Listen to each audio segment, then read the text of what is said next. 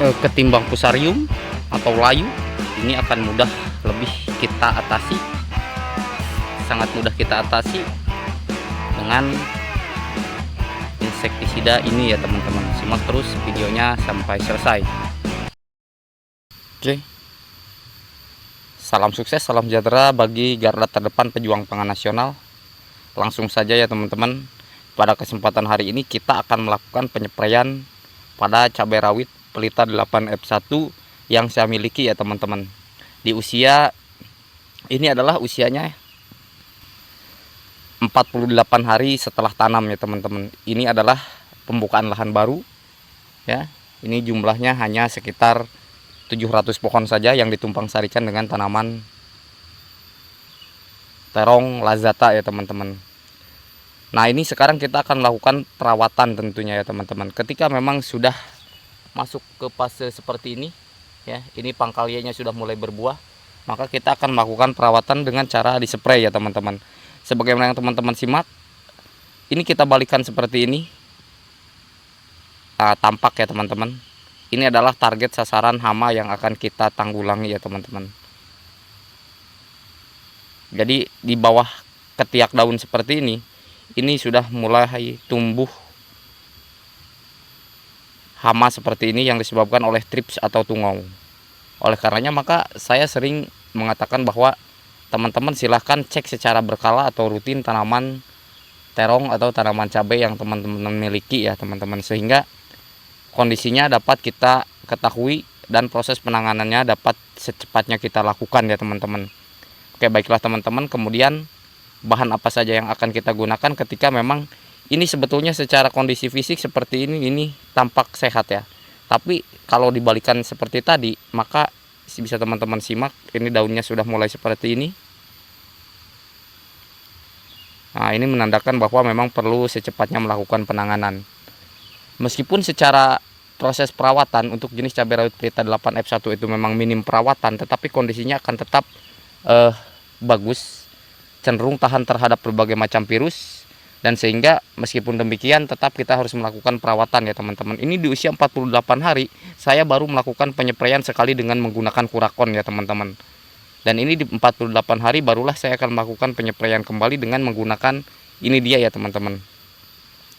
Ini adalah Abasel 18 SC, dan kemudian sebagaimana yang telah saya jelaskan pada video sebelumnya pun bahwa target hama sasaran yang akan kita tanggulangi untuk penanganan pada kesempatan hari ini adalah ulat gerayak seperti ini ya teman-teman.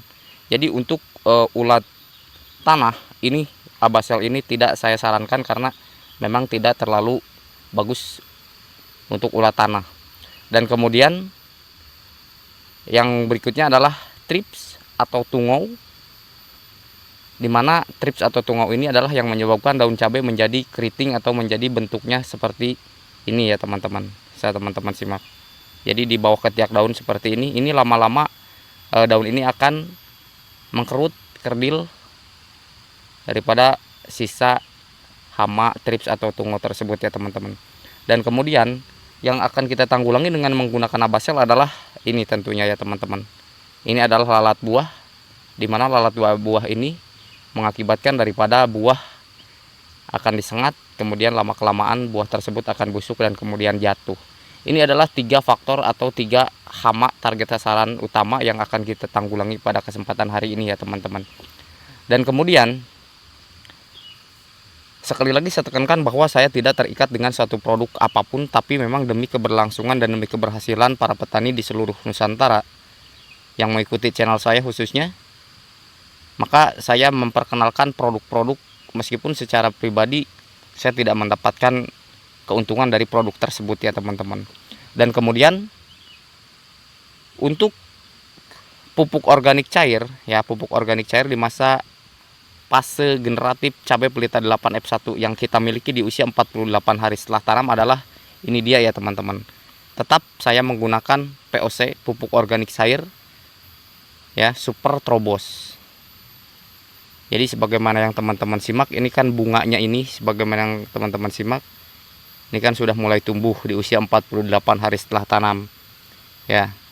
Jadi memang kita fokusnya ke perawatan atas dulu, karena memang untuk proses penugalan kemarin sudah bisa teman-teman simak pada video saya sebelumnya untuk proses penugalannya, untuk proses pemupukan kocornya. Dan kita sekarang fokus di usia 48 hari ini adalah kepada proses penanganan daripada bagian atasnya ya teman-teman. Oke, pupuk organik cair Super Trobos ini adalah pupuk yang seimbang ya teman-teman, dimana pupuk organik cair ini merangsang pertumbuhan dan mempercepat pertumbuhan bunga, daun, dan buah ya teman-teman. Jadi ciri-ciri cabai yang memang sehat itu dari pucuknya ini, dia tampak warnanya mengkilat seperti ini, kuning ya teman-teman. Itu menandakan bahwa dimana pucuk ini sehat. Artinya unsur hara mikro dan unsur hara makro itu tercukupi ya teman-teman. Sehingga bisa teman-teman simak jika ada sesuatu yang tidak beres, tidak baik daripada pucuk ini warnanya tidak akan seperti ini dan cenderung dia akan mengkerdil ya teman-teman. Dan kemudian pupuk organik cair Super Trobos ini selain daripada membaguskan daun, kemudian kepada bunganya, mempercepat pertumbuhan bunganya agar menjadi lebat, dan juga tentunya pupuk Super Trobos ini merangsang buah agar cepat lebat ya teman-teman. Dan memang sekali lagi saya tekankan bahwa untuk jenis pupuk organik cair ini tentunya secara dispray, dan memang untuk dosisnya pun bisa teman-teman sesuaikan. Kalau saya menggunakan perdeligen itu adalah 2 tutup ini ya teman-teman, 2 tutup.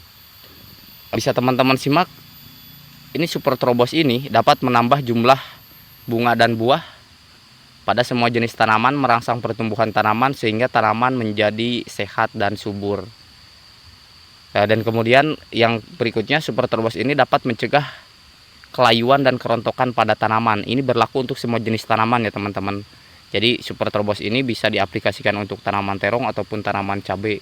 Dan kemudian sangat berguna untuk meningkatkan produktivitas hasil panen, tidak menyebabkan kerusakan pada tanaman. Ini adalah fungsi daripada Super Trobos untuk berbagai macam jenis tanaman tentunya ya teman-teman. Dan kemudian cara mengaplikasikannya, teman-teman bisa menggunakan Super Trobos ini adalah per seminggu sekali ya teman-teman. Kalau saya menggunakan setiap 7 hari sekali setiap penyepraian, barulah saya melakukan penyepraian dengan Super Trobos. Dan sementara untuk abasel ini sendiri, ini adalah sesuai ambang batas penyakit yang datang menyerang tanaman yang teman-teman miliki.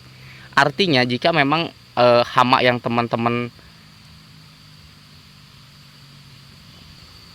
hama yang menyerang tanaman teman-teman itu cenderung lebih banyak, ini bisa diaplikasikan kisaran antara 2-3 hari sekali ya teman-teman.